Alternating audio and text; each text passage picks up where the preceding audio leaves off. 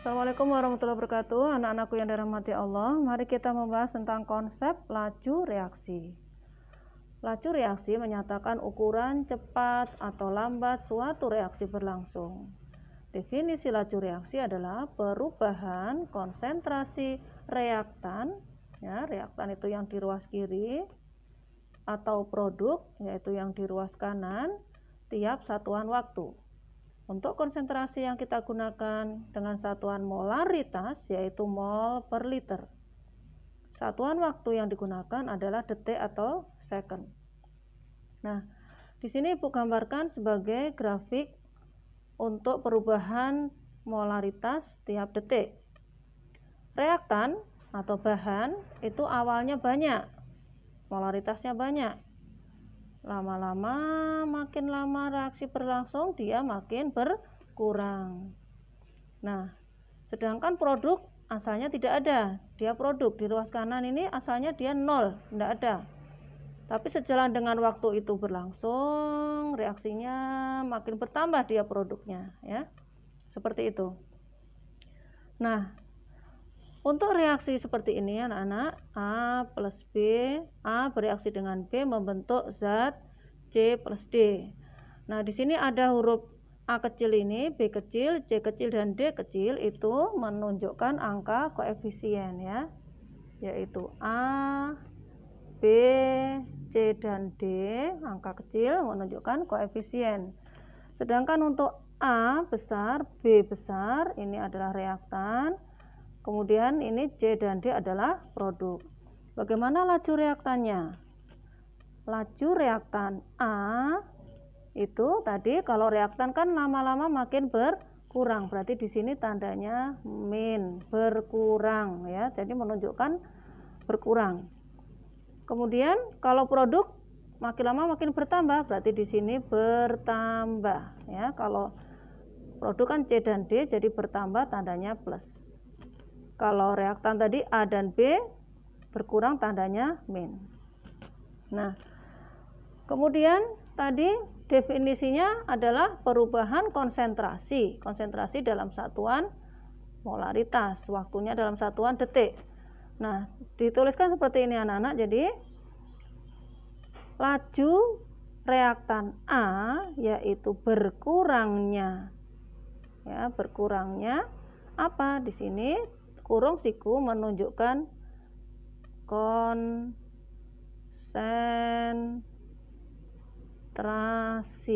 Nah, jadi konsentrasi digambarkan dengan kurung siku.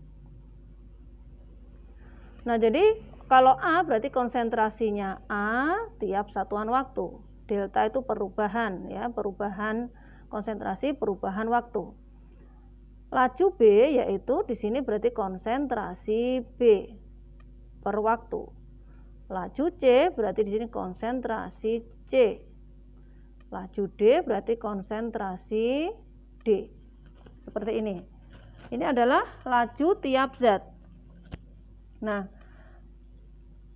bagaimana kalau laju reaksi ini seluruhnya? Laju secara umum dari reaksi A plus B menjadi C dan D. Nah, di sini perhatikan. Ingat tadi kalau reaktan berkurang, ya. Ini misalkan untuk reaktan berarti kita berkurang, kemudian ini berkurang, kalau produk bertambah. Nah, kalau kita memformulasikan laju reaksi secara keseluruhan, berarti ini kita masukkan angka koefisiennya. Kalau di sini delta zat A, berarti di sini seper koefisien A. Kemudian di sini berkurangnya konsentrasi B, berarti di sini seper koefisien B. Kemudian kalau tadi yang bertambah itu produk C, berarti di sini seper koefisien C. Ini konsentrasi C. Dan yang terakhir adalah kalau zat D, berarti di sini seper koefisien D, ya. Ini adalah laju reaksi secara umum untuk reaksi yang tersedia. Atau kita buat kesimpulan yaitu laju adalah seper koefisien dari laju masing-masing zat. Atau bisa kita buat kesimpulan lagi, yaitu bahwa perbandingan laju sama dengan perbandingan koefisien. Tolong diingat anak-anak ya. Nah, jadi kalau perbandingan laju sama dengan perbandingan koefisien, maka kita bisa menentukan jika laju suatu zat atau satu zat diketahui, maka dari perbandingan koefisien kita bisa menghitung laju zat yang lain. Nah, jadi ini mudah sekali anak-anak. Nggak usah takut ya. Sekarang kita baca contohnya. Pada reaksi penguraian N2O5 menjadi NO2 dan O2 adalah lajunya sekian. Berarti ini lajunya siapa? Betul, yaitu lajunya N2O5. Berapa laju pembentukan NO2 dan O2? Maka yang ditanyakan adalah lajunya siapa? Lajunya NO2 dan lajunya O2. Jadi kita tulis dulu yang diketahui semacam ini anak-anak. Lajunya N2O5 adalah tadi 4 molaritas per detik ya, molaritas per second. Nah, tadi yang diketahui adalah reaksi penguraian. Nah, ingat, kita menuliskannya hati-hati reaksinya. Ini reaksi penguraian biasa, bukan reaksi penguraian standar seperti pada bab termokimia ya. Jadi ini penguraian biasa.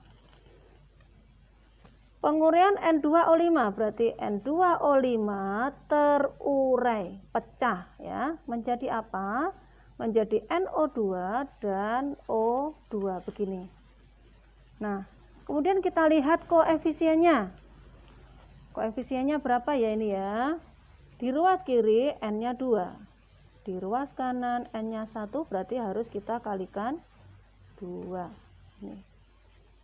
Kemudian kita lihat O di ruas kiri ada 5, di ruas kanan 2 kali 2 4 ditambah 2 6. Nah, berarti kita buat supaya kayak di kiri, karena tadi untuk N-nya kan sudah kita sesuaikan dengan yang di kiri tadi. Maka yang ini yang kita ubah, O-nya yang kanan. 2 kali berapa ya, supaya hasilnya nanti kalau dijumlah dengan ini tadi kan 4 ya. 4 tambah berapa supaya jadi 5? Berarti tambah 1 kan, berarti 2 kali setengah. 2 kali setengah kan 1 ditambah 4 sama dengan 5. Berarti kita sudah menemukan koefisien dari reaksi ini. Nah, supaya angkanya cantik dan mempermudah kerja kita, maka kita jadikan angka bilangan bulat. Ini 1 berarti kali 2, berarti ini koefisiennya 2 kali 2 berarti ini 4 ya. Ini kali 2 berarti 2. Oke, sudah kita tentukan. Kemudian ini tadi diketahui N2O5 adalah 4 molaritas per detik. Ini yang ditanya berapa? Ditanya berapa ya. Gampang sekali anak-anak, berarti ini adalah zat yang diketahui. Ya kan? Ini juga koefisiennya yang diketahui. Maka kalau kita ingin menentukan sesuatu dari perbandingan koefisien, maka di sini koefisien ditanyakan per koefisien diketahui kali apa yang diketahui. Ini berarti tadi lajunya yang diketahui adalah N2O5 ya. Ini adalah zat yang diketahui. Nah, jadi gini, ditanya per diket kali diket gitu ya. Ditanya per diket kali diket. Yang ditanyakan punyanya ini berarti 4. Diketahui punyanya ini 2. Diketahui punyanya ini 4. Berarti berapa ini? 4 kali 4 atau begini ya, gampang gini ya. 4 bagi 2 berarti 2. 4 kali 2 8. Berarti 8 apa? Satuannya molaritas per detik. Ini punya siapa? Berarti lajunya NO2. Sudah berhasil, tinggal yang lajunya O2 ya. Jadi tadi caranya sama. Ditanya per diket kali diket. Ditanya 2 per diket 2 kali diket 4 ya. Ini 4 bagi 2 2 kali 2 4. Berarti 4 molaritas per detik. Jadi ini laju dari lajunya O2 sama dengan 4 molaritas per detik. Nah, jadi gini ya anak-anak ya.